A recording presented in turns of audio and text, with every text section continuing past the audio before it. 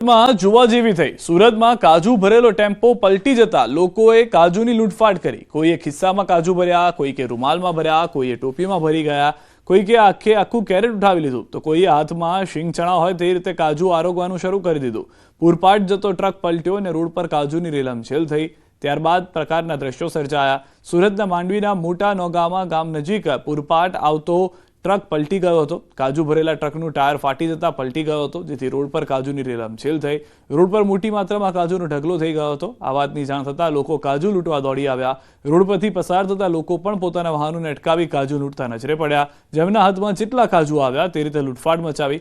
મોંઘા દાટ કાજુ નિહાળી લોકોએ રીતસર કેરેટ ચોરતા દેખાયા। કોઈ તો ખિસ્સામાં ભરીને જતું જોવા મળ્યું, કોઈએ રૂમાલ બાંધી લીધા, હાથમાં શીંગ ચણા ભર્યા હોય તે રીતે તે ખાતા પણ નજરે પડ્યા હતા। વડોદરામાં ખ્રિસ્તી ધર્મગુરુનું વિવાદિત નિવેદન, ફાધર રેવ તુલસીનો વિડીયો વાયરલ। ખ્રિસ્તી સમુદાયની ચોક્કસ જાતિ માટે બોલ્યા અપમાનજનક શબ્દો। જાતિ વિષયક સંબોધન કરતા નારાજગી ફેલાય।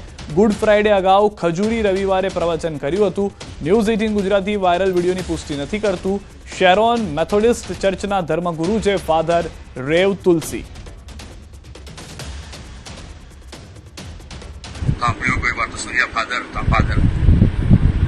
આટલા વિસ્તાર જબરજસ્ત ચર્ચો છે। ખોટું લાગતું પેરિસ